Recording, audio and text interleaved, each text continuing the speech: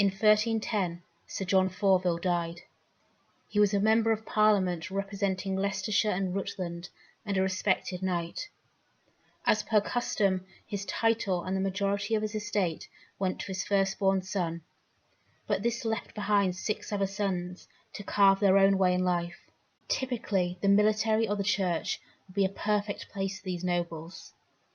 But these 6 men were not going to conform to this placement just for the frivolous factor of their birth order.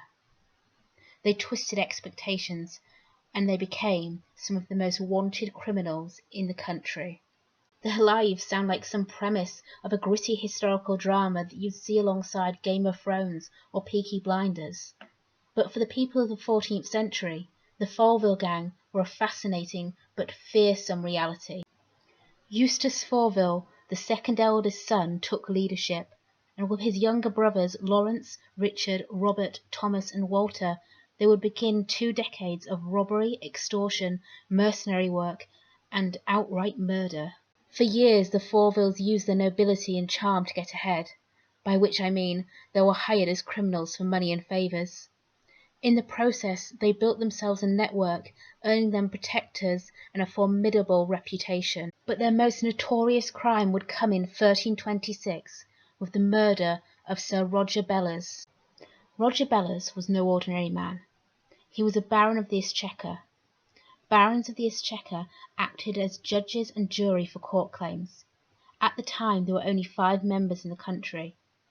So, for his high rank and position in the justice system, it was easy for Bellers to make enemies. Bellers was also close to Edward II's unpopular advisor Hugh Despenser, which offered him a lot of political sway and protection. Bellers also had a habit of getting involved in local legal systems, frequently reviewing sheriffs and cases outside his own county. This only got worse when he was given land in Leicestershire. He began reviewing the legal systems in Leicestershire and Rutland. Sound familiar?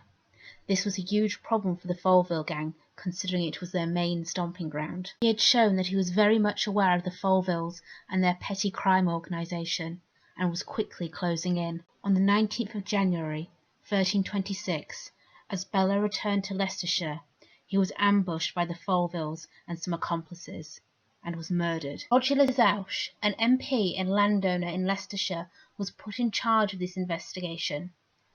Of course, there was no question to who committed the crime. The Folvilles were quickly implicated, along with the son and the nephew of Roger Zouch. As landowners and political figures in Leicestershire, the Zouches had a grudge against Bella, and some assumed that they were the ones who paid the Folvilles to orchestrate this murder. All of the men were outlawed and fled to Paris for their safety. However, their stay abroad was not to be a long one. They were back in England by 1327, with the rebel army of Isabel, the wife of King Edward II, and Roger Mortimer. It seems we have a lot of Rogers in this story. Isabella and her faction won the rebellion, installing her 14-year-old son as Edward III of England. The Folvilles, for their service in the army, were given a pardon from their previous crimes. One might wonder, did they turn their lives around and live as law-abiding citizens? Of course not! In fact, only a few months later, in early 1328, they raided the town of Leicester, taking a total of £90,000 in modern currency. It might seem strange how they continuously managed to get away with their crimes, and why they had such a strong support network. In part, it was the very culture of 14th century England. It was a violent place, where vigilantism was common. Homicides were at least 10 times the modern rate, and crime in general was committed to communicate a message. There's a strong correlation between inequality and violence in this society. Therefore, this band of brothers striking blows against a legal system that many thought was corrupt resonated with the people greatly. The Folvilles' crime streak became ever more ambitious, and came to a head again in 1332 when they kidnapped Richard Willoughby. Willoughby's kidnapping in particular sounds like a modern-day drama. He was another judge in pursuit of the Folvilles in a legal court. They kidnapped him and travelled with him, taking him deep into the forests of England whilst on the run, until his men were eventually forced to pay a high ransom for his return. For the return of Richard Willoughby, they earned an incredible 1,300 marks. Shortly after this, however, Eustace Folville left the gang in pursuit of private military service. This left Richard, the 3rd eldest brother, in charge of the gang, and although he had just as much experience as Eustace and similar connections, it was not enough. The gang would come crashing down in 1340. Interestingly, despite his criminal past, Richard had been a priest since the early 1310s, and in 1340 he and his brothers were hiding in his own church. They were hiding from Sir Robert Colville, a self-designed keeper of the peace, and yet another Robert to add to our ever-growing roster, who had been hunting them down for the last few months. Despite their best efforts to fight off Colville and his men, it was too late. Richard himself was dragged to the churchyard and beheaded. This caused quite a bit of controversy considering his rank in the clergy, and the Pope even had to issue a penance for the men, who had to whip themselves to pay for the murder of a priest. The Folvilles were not forgotten, particularly by their own county. The stories and their misdeeds were passed on throughout the ages like some sort of romanticised legend. Their service in the rebellion under Isabella made them heroes of the Revolution, and their crimes against controversial political figures made them heroes of the people. We also shouldn't dismiss Eustace's continued service in the military.